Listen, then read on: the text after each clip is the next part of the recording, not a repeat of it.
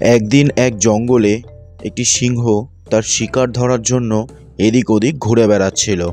সে অনেক খোঁজাখুঁজির পরেও কোনো রকমের শিকারের সন্ধান পেল না। সে শিকারের সন্ধান করতে করতে অনেকটা জঙ্গলের ভেতরে ঢুকে গেছিল।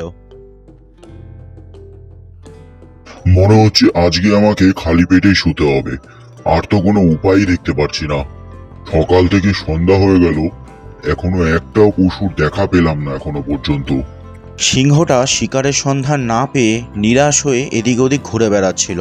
সে প্রচুর ক্লান্ত হয়ে পড়েছিল, সেই জন্য বিশ্রাম নেওয়ার জন্য একটু এগিয়ে যায়। সে একটুখানি এগোতেই সামনে দেখে একটি গুহা রয়েছে।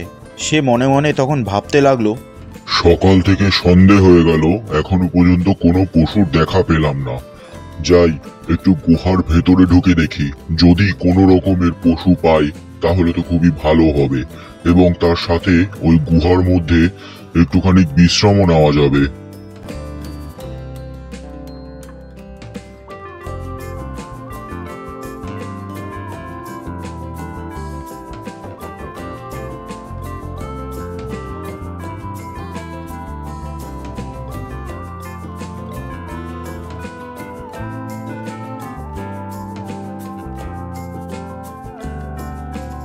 সিংহটি গুহার ভিতরে ঢুকে দেখে কোনো রকমের পশু বা শিকার সেখানে পড়ে নেই।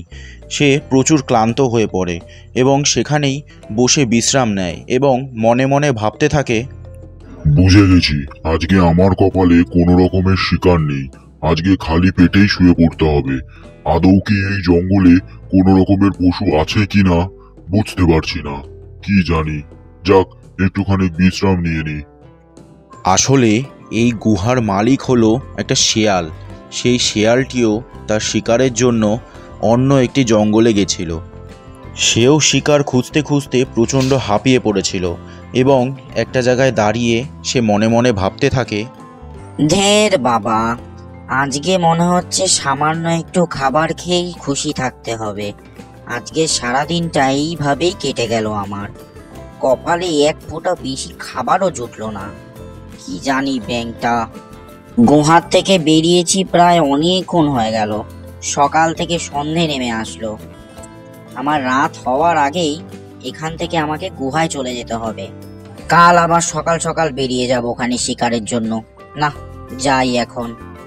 এই কথা ভেবে শিয়াল তার গুহার দিকে এগোতে থাকলো এবং অন্যদিকে সেই সিংহটা ওই গুহার ভেতরে খুব আরাম করে বসেছিল এবং সে মনে মনে ভাবছিল, এই গুহাটি নিশ্চয়ই কোনো পশুর হবে। সেই পশুটা যখন আসবে তখন আসুক, ততক্ষণ আমি এখান থেকে নড়ছি না। সেই সকাল থেকে সন্ধে হয়ে গেল, আরাম করতে পারছিলাম না। একটুখানি আরাম করার সুযোগ পেয়েছি। আমি এখান থেকে আর নড়ছি না, খুবই ক্লান্ত হয়ে পড়েছি। যার গুহা সে এখন আসবে, সে আসলে তাকে মেরে শিকার করে খাবো এবং এখানেই বিশ্রাম নিয়ে নেব। শিয়াল যখন তার গুহার সামনে আসছিল, সে তার গুহার সামনে কিছু একটা দেখতে পায়, কিছু একটা তার চোখে পড়ে, আর তার নজরে পড়ে কোনো পশুর পায়ের চিহ্ন। সে খুব মন দিয়ে সেই পায়ের ছাপটা দেখতে থাকে এবং গুহার ভেতর থেকে সেই পশুর নিঃশ্বাসের শব্দও শুনতে পায়। আমি সকাল থেকে সন্ধ্যা অবধি ছিলাম না, সেই জন্য অন্য কোনো পশু হয়তো আমার গুহার ভেতরে ঢুকে গেছে। আর এটা হলো তার পায়ের চিহ্ন, যে গুহার ভেতরে ঢুকেই রয়েছে, সে এখনো বেরোয়নি। আমার মন বলছে এই গুহার ভেতরে ঢোকা এখন আমার ঠিক হবে না। শিয়াল সেই পায়ের ছাপ দেখে কোনো পশুর আন্দাজ করে নেয়।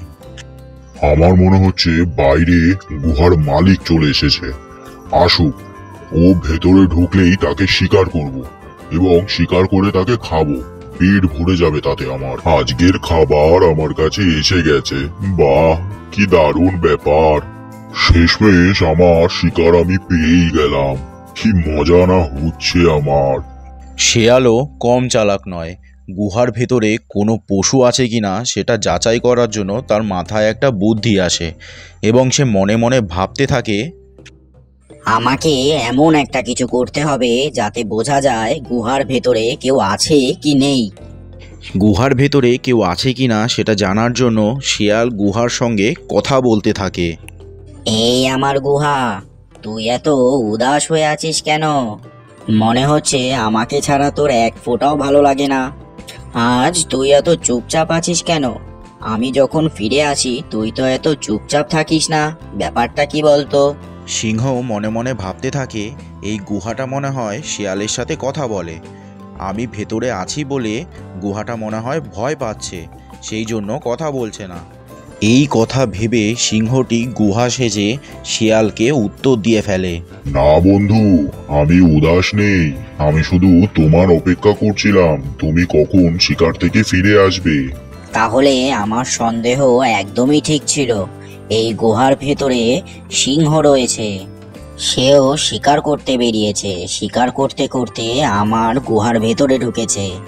এমন যাতে না হয় তার শিকার আমি হয়ে পড়ি। তার থেকে ভালো হবে এখান থেকে আমি বেরিয়ে যাই। সিংহর কথা শুনে শিয়াল তখনই সাবধান হয়ে যায়, আর কোনো শব্দ না করে সেখান থেকে পালিয়ে চলে যায়।